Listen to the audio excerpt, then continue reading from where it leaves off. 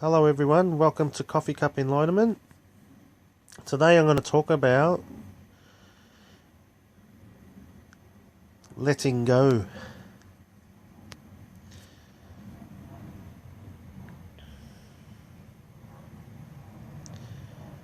Letting go can be referred to many things, but true letting go is actually when you see the one that's wanting to let go. That's the conceptual self, and what it's letting go of is a concept.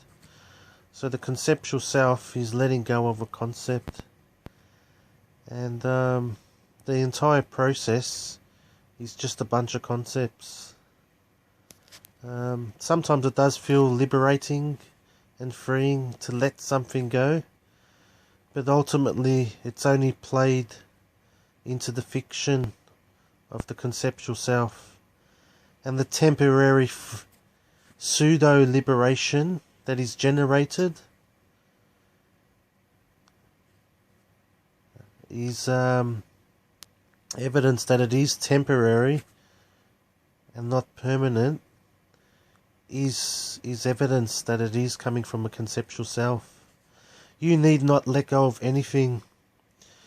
Who are you? You're just a silent witness to everything. It's like Georgie here. Georgie knows nothing here of letting go. Georgie just witnesses everything. And if Georgie were to grasp the concept of letting go and grasp the concept of letting go of a concept, I'm sure he would laugh at it. You need not let go of anything. If there is something within you gripping at something, it is the conceptual self, and let it grip. You need not participate in any doings whatsoever. You just see, witness the conceptual self wanting to hold on, wanting to let go, and what it's letting go of is just a bunch of concepts. You need not be a part of any of this theatrical play. You are the audience that watches it, and this is true freedom. Eventually, the whole notions of letting go and grasping onto, I grasp onto, is a common sentence that people use, which is a fiction. It is the conceptual self that grasps onto things, and then people say, I must let go, and again the word I is become identified with the letter of goer of things, and this is an illusion as well. It is always the conceptual self that grasps things, which is a concept, and it itself is a concept, and the grasper of things and the letter goer of things are both concepts. You are neither of them. You are the witness of both of them. So be like Georgie. Whenever you need not let go or grasp onto anything. Just witness both of them. And if the conceptual self is playing within you to let go, just all that is needed to witness it. It is a gift. If there is a feeling of grasping and there's a tension within you, it's a gift, because then it reveals you as the witness to it evermore.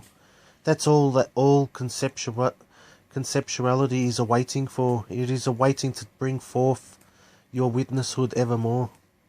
And this is its gift in everything. There's a gift in every single nudge. And the undoer of all nudges is the witness, which is you. And it's all just a game. The one letting go and the one that holds on to. Both of them aren't you. Whenever you notice in your sentences the word I, pretty much 99% of the time, it's this is the conceptual self talking, not you. And it's very typical. Just before, maybe if you notice there's tears within yourself, or much more easier to sense in others, when you see just before, in a few seconds before you see someone burst into tears, you'll see the word I mentioned from that person, or which is identification with the conceptual self. If you knew who the conceptual self was, and you knew who the witness was, then tears could no longer come anymore. It's very common that whenever you see tears, not in all cases, but in most cases, there's always the word I is mentioned seconds before the tears flow. And this I is the conceptual self becoming identified with, and this is the cause of the tears. It's not the event. It's a tearful symbol. It's a neutral symbol to identify with the conceptual self. When you do identify with it, then the tears will flow. When there is no identification, there is no tears. There's lightheartedness and seeing of the bigger picture in everything. So how beautiful it is to have the conceptual self want to grasp things, and have the conceptual self want to let go of things, and then eventually expose and reveal yourself as the witness to both of them. Love these two aspects of the conceptual self within yourself. Allow them, want them, and as you do so, and smile at them, then they disappear like a dream that never happened. Life is so effortless when you're when there's just you. When there's a conceptual self, there's so much roller coaster of emotions and dramas and confusion but that's all beautiful as well, because it then eventually brings you to the witnesshood of who you are, where everything's so simple, and there's abundance and ever magic in everywhere you see, and what you're seeing is yourself. No longer covered up by concepts, no longer seeing the world through the conceptual self, seeing with your eyes that are unobscured by mind, the naked eyes. And what you're seeing, when you do see the beauty in the world, you're seeing yourself. It's only the concepts that block the beauty that you are, that is ever within the world, which is you. Stripping away every little concept until what's left is just your eyes that see. No longer does the conceptual self play a part in your vision. Neutrality of the world is seen, and the ever beauty of the world is seen. How easy George's life is, because he doesn't have the ability to have a conceptual self. He can't get embarrassed. He cannot be humiliated. He cannot be frustrated, because there's no judgments projected on the world saying that the world should be a certain way. The animal kingdom is a reflection of really, consciousness prior to mind.